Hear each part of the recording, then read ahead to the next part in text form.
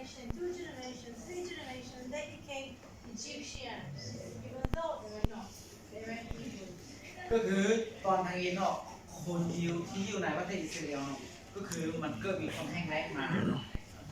แล้วคนยิวจึงย้ายลองทำผ้าใต้ไปอยู่ประเทศอียิปต์แล้วคนยิวก็กลายเป็นคนอียิปต์ And then one day, the king of Egypt was a new king. His name was King Pharaoh. He one day realized that there are too many Israelites in Egypt. There are too many of them. He was afraid they are going to overtake the Egyptian people. So he decided to suppress them. ก็คือหลังจากที่คนยิวอยู่ในประเทศอียิปต์เนาะก็คือคนยิวได้คืนจากนอกประชากรคืนมาหลายเนาะแล้วก็คือกษัตริย์เนาะกษัตริย์ในส่วนนั้นชื่อว่าฟาโรห์เนาะก็คือฟาโรห์เป็นกษัตริย์ในส่วนในยาฮันแล้วมันย้ำว่าคนยิวจะมาตีจะมายึดของประเทศ And first thing that he did, he turned them into slaves. He took away their rights and he turned them into slaves. According to the Bible, those slaves are the ones who built the pyramids in Egypt. แล้วก็คือฟาโรห์เนาะก็ได้ใส่โทษให้คนยิวเนาะเพื่อกดดันให้คนยิวเนาะก็คือเอาคนยิวที่อยู่ประเทศอิสราเอลประเทศอียิปต์นั่นแหละมาเป็นทาสของเราก็คือทาสอะไรทาสในการสร้างพีระมิดเนาะที่ประเทศอียิปต์ But if you remember what we said that poor people have more children. Remember? That's what we said last time. And this is exactly what happened. He wanted to push the population down, but by making them slaves, they only had more and more babies. ก็คือกษัตริย์ฟาโรห์เราหวังว่าเนาะหลังจากที่เราพยายามกดดันเนาะพยายามเอาคนยิวมาเป็นทาสเพื่อให้ลูกพ่อจะนอมประชากรของคนยิวลงแต่ว่ามันแห้งสิขึ้นตลอดเนาะพอที่เอาเรียนครับคุณจูนจะมีลูกหลายแม่นบอก Then the king said he had another idea, and he said every baby boy that is born to the Israelite must be killed immediately. The girls can be spared. ฉะนั้นก็คือกษัตริย์ฟาโรห์เนาะเราก็เกิดมีไอเดียนึงขึ้นมาเนาะถ้าครอบครัวคนยิวคนใดที่เกิดลูกเป็นผู้ชายก็คือฆ่าหมดเลยถ้าเป็นผู้หญิงจงไว้ What the king thought is the boys they will be dead, the girls will be alive. When the girls grow up, they will marry Egyptian men, and then they and the children will become Egyptians. แล้วกษัตริย์เราก็คิดวันนี้เนาะถ้าว่าค้าผู้ชายเนาะเด็กน้อยที่เป็นผู้ชายเนาะของคนยิวเบิดแล้วยังเหลือเด็กผู้หญิงแล้วก็คือผู้หญิงของคนยิวจะไปแต่งงานกับผู้ชายของคนยิวของคนอียิปต์แล้วก็คือจะกลายเป็นคนอียิปต์เบิดตัวนี้เป็นไอเดียของเรา But what the king didn't know that Judaism goes by the mother. Okay, it's not the father; it is the mother. Not Jewish father, Jewish child. The father can be anything; it doesn't matter. If the mother was born Jewish, the child will be Jewish. Not the father is important; it's the mother. แต่ว่าสำหรับคนยิวเนาะถ้าว่าเด็กที่เกิดจากแม่ก็คือแม่เป็นเชื้อสายหยางเด็กจะเป็นเชื้อสายหยางเนาะถึงว่าจะแต่งงานนามผู้ชายของคนอียิปต์แต่ว่าเด็กที่เกิดมายังเป็นคนยิวเนาะตัวนี้เป็นกฎของเขา And the reason is that anybody can be the father. Okay, who knows who is the real father is? But everybody knows who the mother is. The mother is pregnant. The mother gives birth. Okay, everybody knows who is the mother of this child. So Jewish mom, Jewish child. ฉะนั้นก็คือถ้าเด็กใดที่เกิดจากแม่คนใดเนาะก็คือเขาเห็นเด็กแล้วเขาเจ้าก็ถามพ่อแม่บอกจะถามว่าแม่เจ้าเป็นผู้ชายก็คือผู้ที่ฮันกันเนิ่นเจ้าไม่ผ่านก็คือเป็นแม่แม่บอกโมเมนต์เป็นพ่อเนาะฉะนั้นเขาจึงเอาตามกฎนี้เนาะก็คือเด็กที่เกิดจากแม่ของคนยิวก็คือเด็กฮันเป็นคนยิวเนาะ Then the soldiers of the king they ran all over Egypt, and every baby boy, every Hebrew baby boy, they killed the girls. They spared. แล้วก็คือทหารของกษัตริย์อียิปต์ก็เข้ามาฆ่าผู้ชายคนนี้ And there was one family that had a baby boy, and they decided to save this baby. The mother and the sister they made a basket out of clay and straw, and they took the baby and they put the baby in the basket, and the basket on the river Nile in the hand of God. ก็มีผู้คนหนึ่งเนาะที่ผู้เป็นแม่กับผู้เป็นลูกสาวเนาะก็ได้ตัดสินใจเนาะตัดสินใจเอาเด็กที่เกิดจากแม่คนนี้เนาะก็คือเอาไปใส่ในถาดก็คือถาดมันเฮ็ดด้วยเฟืองวงหรือว่าพวกหญ้าเนาะ And as it happened, the same day, the daughter of the king, the princess, she went to the river Nile to bathe with the servant. The princess did not have children of her own. แล้วก็คือหลังจากที่เอาเด็กใส่ถาดแล้วเอาไปใส่ในแม่น้ำแล้วก็คือจะลอยน้ำไปเนาะแล้วก็คือลูกสาวเนาะลูกสาวของกษัตริย์เนาะคนหัดไซคนนี้ไปเขาไปเลี้ยงยูน้ำเนี่ยคนนี้เห็นเด็กห้องเนาะ Then when the princess saw something strange in the water, she told her girls, "Bring me this thing." When they brought her the basket, she opened the basket. Inside there was the sweetest little baby, and the princess fell in love. ก็คือตอนที่คนหัดไซเนาะของนางเนาะไปเอาก็คือไปเอาถาดนี้มาก็คือเปิดมาก็คือแม่เด็กเนาะแล้วก็คือนางก็ดีใจหลายแล้วนางก็เอาเด็กตัวนี้ไปเป็นลูกสาวของเรา And the princess decided to adopt the baby. He's going to be her son, and she gave him the name Moses. Moses is Moshe. Moshe in Hebrew, taken out of the water. Okay, Moshe, taken out of the water. ก็คือเด็กตัวนี้ก็กลายเป็นลูกชายไม่ลูกสาวเราพี่เมื่อกี้นะก็คือเป็นลูกกลายเป็นลูกชายของลูกสาวของกษัตริย์ฟาโรห์แล้วซื้อนางจ้าเพิ่นซื้อว่าเป็นโมเสสเนาะโมเสสเป็นภาษายิวเนาะหมายความว่าเอาจากนั้นขึ้นมา So now baby Moses is the prince of Egypt. He lives in the palace. He is the son of the princess. แล้วก็คือตอนนี้โมเสสก็กลายเป็นลูกชายของลูกสาวกษัตริย์ฟาโรห์ก็คือเราจะกลายเป็นพรินเจ้าชายเจ้าชายกลายเป็นเจ้าชาย Of course, he doesn't know anything about his true identity. และอย่างก็คือเราก็บ่รู้เนาะเกี่ยวกับที่มาของเรา And Moses grew up. He was the prince of Egypt. And one day Moses was walking around the pyramid, and he saw something that really made him angry. Very, very angry. ก็คือหลังจากที่โมเสสย้ายมาแล้วเนาะก็คือเราก็ไปเที่ยวเลยก็คือก็จะเห็นเนาะก็จะเห็นก็คือสิ่งที่มันบ่ดีเนาะก็คือ And Moses saw an Egyptian soldier beating to death a Hebrew slave.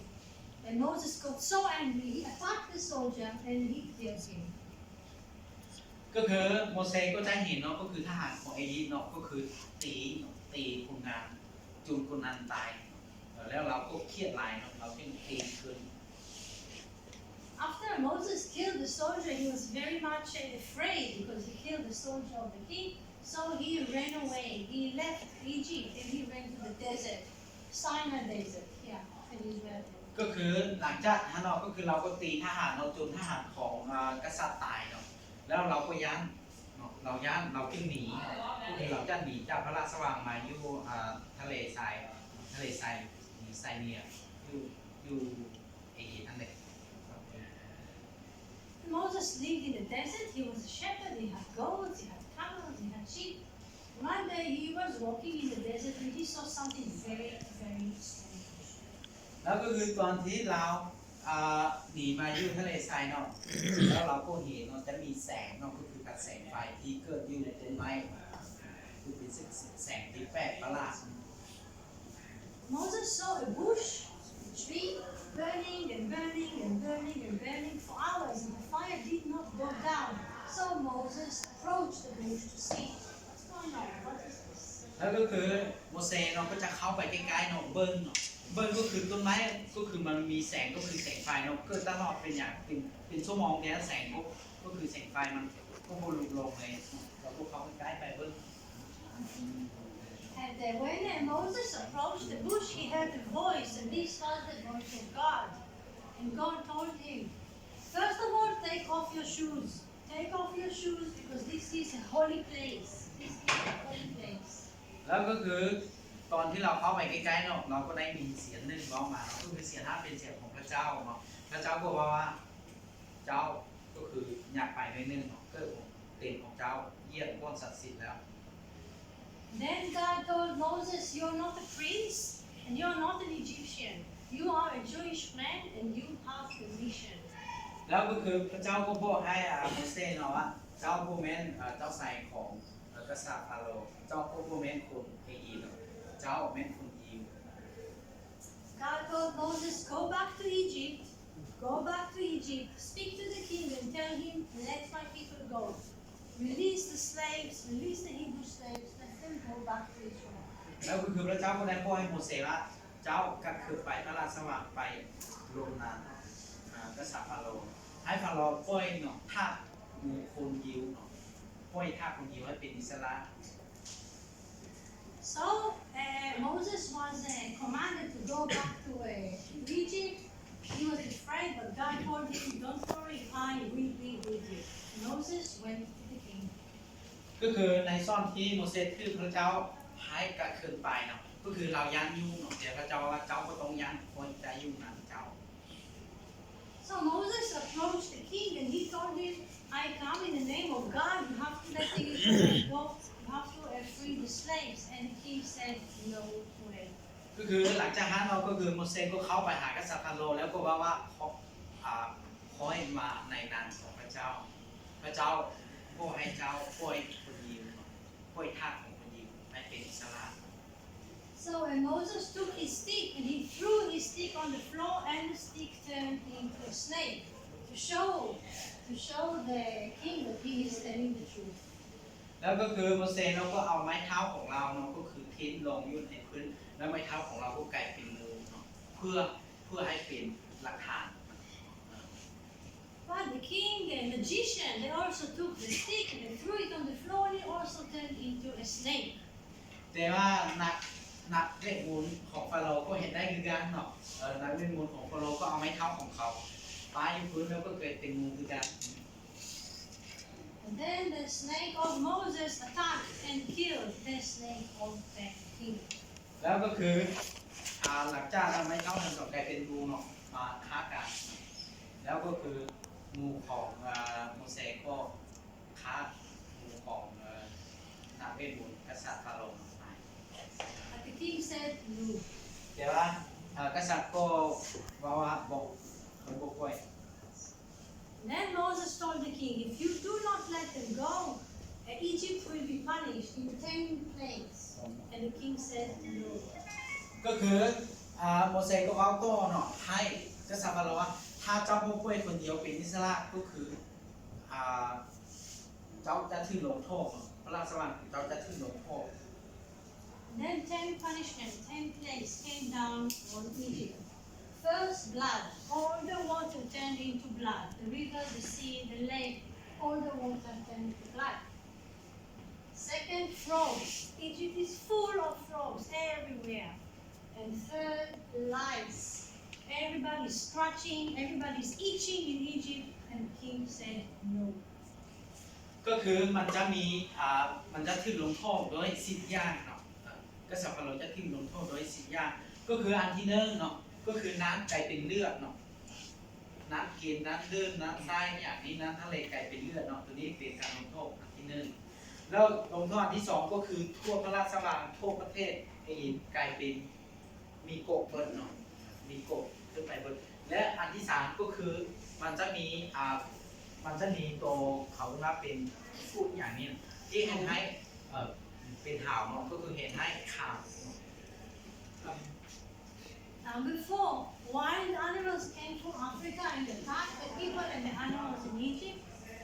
Number 5, cattle, sheep, cows, camels, they were sick and they died. And number 6, boil. People in Egypt had the disease boil and it was very, very sick. And the king said no. แล้วก็คือการลงโทษอันที่4เนาะก็คือมันจะมีสัตว์ให้เนาะที่มาทำฟั่งนะแอฟริกาเข้ามากินมากัดเนาะคนเอเชียที่ประเทศอียิปต์แล้วต่อไปอันที่5ก็คือสัตว์เลี้ยงทำเบิดตายเนาะต่อไปอันที่6 ก็คือเพื่อมีเสื้อพญาเนาะก็คือเสื้อพญาตัวนี้ก็คือมันคือกับเป็นฟองน้ำที่เป็นน้ำโป่งนั่นคือกับผิวน้ำ Number 7, hail. Balls of ice and fire came down on Egypt. Locusts, those animals that come in big group and they sit on their feet and they eat everything. And they continue. And darkness, the sun did not shine for 3 days and 3 nights in Egypt. And the king said, no. ก็คือมันจะมีลูกเห็บตกเนาะมันจะมีลูกเห็บตกกับมันมีแมลงพวกนี้ตะกแตนมีตะกแตนเข้ามากินพืชเบิดเลย Then Moses came to the king and he told the king, if you don't let the people go, something terrible is going to happen. And the king said, no. ก็คือถึงว่าจะถือลงโทษสิ่งอย่างนี้ก็ตามโมเสสไปบอกให้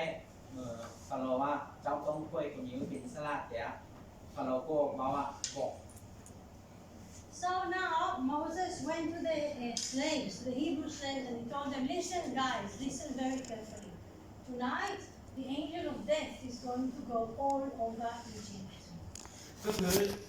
หลังจากนั้นโมเสสก็เข้าไปที่ละครอบครัวของคนยิวว่าคืนนี้คนตายจะเข้ามาหาคนอียิปต์ทุกคนเลยอยู่ในประเทศอียิปต์ And the angel of death will kill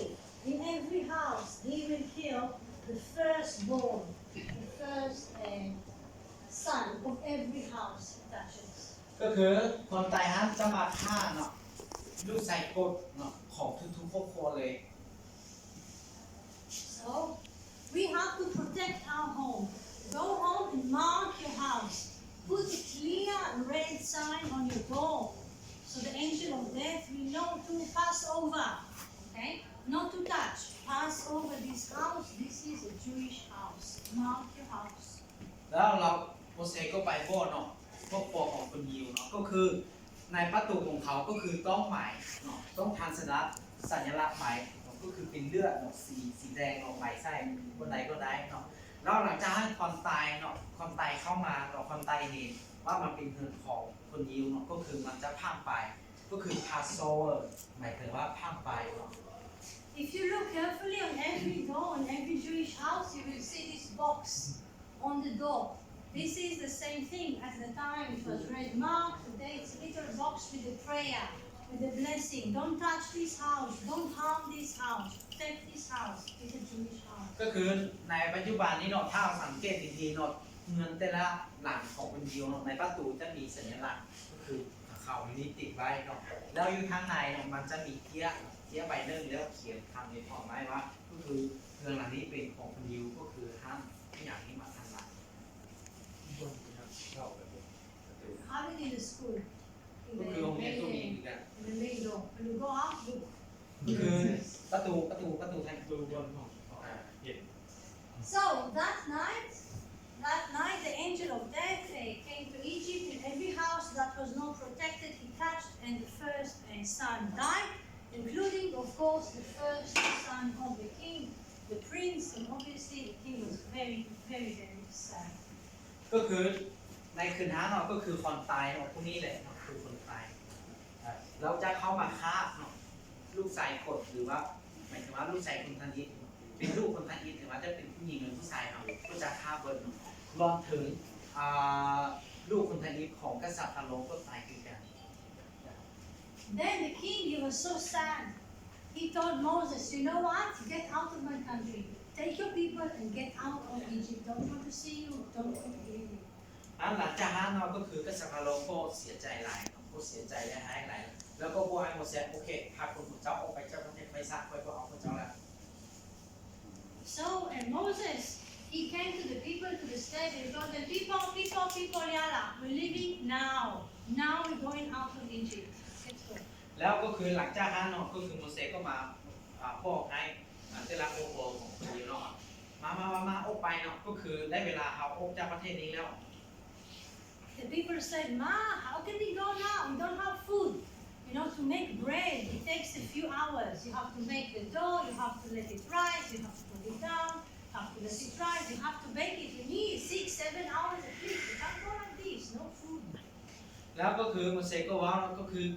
การเขียนข้าวจี้ไม้เนาะการเห็นข้าวจี้ไม้เนาะเพราะข้าวจี้เห็นโมดูลใช้เวลาประมาณ2-3 ชั่วโมงได้แล้ว Then Moses told them, we don't have time to play with food and bread. Okay, leave the bread. Take a little bit of flour, a little bit of water, tick, tick, tack, tack, make crackers. Okay, crackers, matzah. 1 second here, 1 second there, 5 minutes we're out of Egypt. แล้วก็คือเราโมเสสก็ว่าก็คือพระเจ้าก็มีเวลาหลายเราแพนเต้ก็คือเอาน้ำผสมกับแป้งนางการเนาะแล้วเอาไปอบก็คือได้แล้วเนาะใช้เวลาแพนเต้5 นาที Okay, don't wait for the dough to rise, the dough to say no, crackers, this flat bread. And if you are paying attention, soon you will see this bread, these crackers in the shops. This is matzah. ก็คือถ้าเอาไปช็อตเนาะเขาก็ได้เห็นข้าวจี้ตัวนี้เนาะเป็นข้าวจี้ที่พวกได้ผลอย่างในแป้งกับน้ำละๆซึ่งเนาะที่เขานำมาสร้าง Take one. ให้พวกน้องซีเอาแต่ละอ่านว่ารสชาติเป็นยังไง The whole thing. Take this. แจ้งมาจะเอาไปเล่นคนอื่นจะเอาไป This is no taste. Water and flour. No sugar, no salt, no dough, no spices. 1, 2, 3, 4, 2 minutes out. เปลี่ยน ก็ โอ้ คือมันจะมี From Egypt. รสชาติอย่างแพนเต้นะกับแป้งละๆซึ่งเนาะมันก็มีน้ำตาลก็มีมะเขืออย่างนี้ So everybody make the matzah, tick, tick, tack, tack, yalla. Baby, running in the desert from Egypt. แล้วก็คือแต่ละคนพาการกัดเกียงเขาจี้ตัวนั้นได้แล้วเนาะก็เอาเครื่องของที่มีค่ากับลูกตัวเองแล้วและออกจากประเทศอิสราเอลเป็นแล้วออกจากประเทศอียิปต์ So now the poor slaves, they are running in the desert. They escape from Egypt to Israel all the way. แล้วก็คือเขาก็เลื่อนจากอียิปต์เนาะเลื่อนจากวันนี้เนาะก็คือเข้ามาจนเข้าประเทศอิสราเอล And then when they're halfway, the king changed his mind. จ้ะ The king changed his mind, and the king said, you know what? Bring them back. And he said, his soldiers on the horses and the carriages will catch the slaves and bring them back. ก็คือในระหว่างที่กำลังเดินทางออกไปเนาะกษัตริย์ฟาโรห์ก็เปลี่ยนใจเนาะส่งทหารกลับคืนเนาะทหารมากมันคือไปไล่กลับมาที่ So the Israelis are running in the desert. Behind them, they see the king horses and the king carriages. And in front of them, the Red Sea. The sea is blocking the way. โอ้แล้วก็คือหลังจากเราคนยิวเนาะก็คือเขามาฮอดทะเลแดงแล้วเนาะเขามาเอาทะเลแดงแล้วก็คือก็เห็นม้าทหารม้าเนาะของกษัตริย์ฟาโรห์กำลังแล่นมาหาเขา So in front of them, the Red Sea overlaps. Behind them, the soldiers. What are they going to do? แล้วก็คือตอนนั้นเนาะก็คือบ้านสุนของคนยิวเนาะจะมาตามทางอยู่ทะเลแดงเพราะว่ามันเป็นทะเลแล้วเนาะเขาข้ามไปบนได้เนาะแล้วทหารม้าของกษัตริย์ฟาโรห์มีเดยินเพิ่มเขาจะเห็นอยู่ไหน Then Moses picks up his stick, and the Red Sea parts into two. The Red Sea cut into two, and there is a path, safe way from Egypt to Israel. And the Israelites start to run in the middle of the sea. แล้วก็คือโมเสสเนาะก็เอาไม้เท้าของเราเนาะยกขึ้นมาเนาะแล้วเห็นให้น้ำทะเลเนาะก็คือทะเลแดงนั้นมันแยกออกเนาะเป็นสองฝั่งแล้วมีทางให้เขาย่างข้ามทะเลแดงไป So the Israelites are running in the Dead Sea, and behind them the soldiers and the horses and the carriages also walking inside the sea. ก็คือทุกคนเนาะมันจัดย่างเนาะทางที่น้ำเย็นเนาะก็คือทะเลแดงที่อิรักนะเนาะ And the moment the last Israelite was in Israel, Moses put down the stick, and the sea closed. The sea closed on the soldiers, on the horses, on the carriages. ก็คือหลังจากที่โมเสสพาเนาะพระสุนคนยิวออกไปเนาะข้ามทะเลไปหมดแล้ว เราก็เอาไม้เท้ารองเนาะแล้วพอดีฮะก็คือทหารม้าของกษัตริย์เนาะเข้ามาแล้วนะก็เข้ามาพร้อมกับเพื่อน So now the Israelite slaves, they are in Israel. They are free people, and the king horses and the king soldier is behind the sea. They are safe. They are home. They are free. ฉะนั้นก็คือหลังจากที่เขาผ่านทะเลแดงมาแล้วก็คือเขาไกลไปที่ซาลาแล้ว So this is the holiday. Every year around this time, we celebrate Passover, like the angel of death passed over the house of death. ฉะนั้นก็คือตัวนี้เนาะมันจะเป็นประวัติโดยย่อเนาะของของของวันหยุดเนาะของวันหยุด Passover เนาะก็คือความหมายของ Passover ก็คือผ่านไป The holiday starts with spring cleaning. Everybody clean the house very good. The idea is get rid of all the dough, the bread, the cookies, the burekas, the pita, the pasta. Everything that has dough that rises is not allowed. Only matzah. Throw away all the bread, all the flour, all the biscuits. Clean the house. แล้วก็คือในเมื่อวันหยุดนี้เนาะก็คือสิ่งที่เขาเลือกเห็นเนาะก็คือเขาทำความสะอาด After that, there is a big meal, a big celebration. All the family sit together. There's a special book that tells the story, special food, special songs, special drinks. And the story is, remember who you are. Don't be vain. You were a slave in Egypt. You were a slave. Remember who saved you. แล้วก็คือหลังจากทำความสะอาดแล้วเนาะในช่วงตอนแรงเนาะก็คือเขาจะมีงานสลือฉลองงานปาร์ตี้เหมือนกันนะแล้วเขาจะมีปืนประวัติเนาะเกี่ยวกับมื้อวันหยุดนี้เนาะแล้วให้เขาชื่อว่าเผาแม่นไทยนะที่เขาเคยคือมือผู้ห้างเนาะคือที่ผู้ห้าง